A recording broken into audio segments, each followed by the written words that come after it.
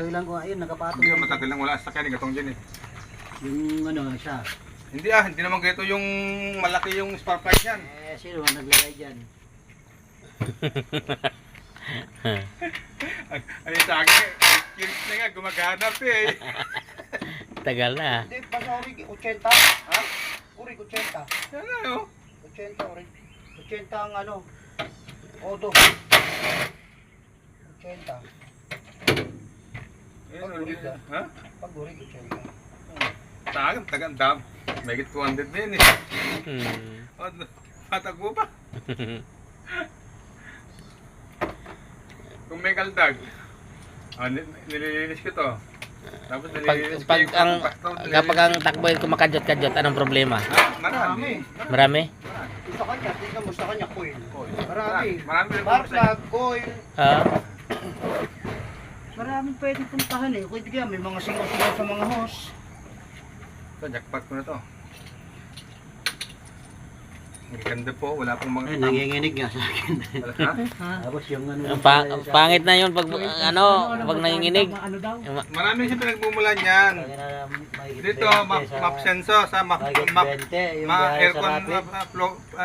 aircon flower ito. Oo. Throttle body. Tapos ignition coil.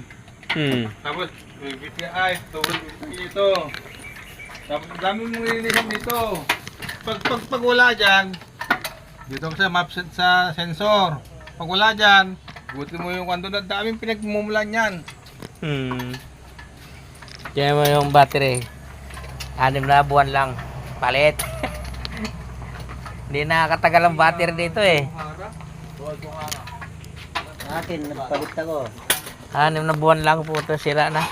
Bisig ito maitim na o, nasundin na nasusunog. Alam na natin yan. Nakita ko, pag yung pangit talaga, ignition coil mo talaga, hindi connected yung ano yun, yung lakas niya dyan, yung mahina na, kumbaga talon na siya. Hindi talaga masusunog yung itim talaga, papaandar din. Nakaldag-kaldag talaga yun. Oo. Mga Bernes pa na. Diba nga mo si Betong sa ano yun? Ano ba? Yung naglaka. Bernes. Bernes? Oh. Birthday. Ha? Ha? No birthday. Ito naman ito. Wala ka naman pato dyan? Ha? Marami naman ito, diba? Oh, yan. Ito ka? May ikabit na ako, ikabit ko na to. Linisin mo muna, tagay mo muna yung itim.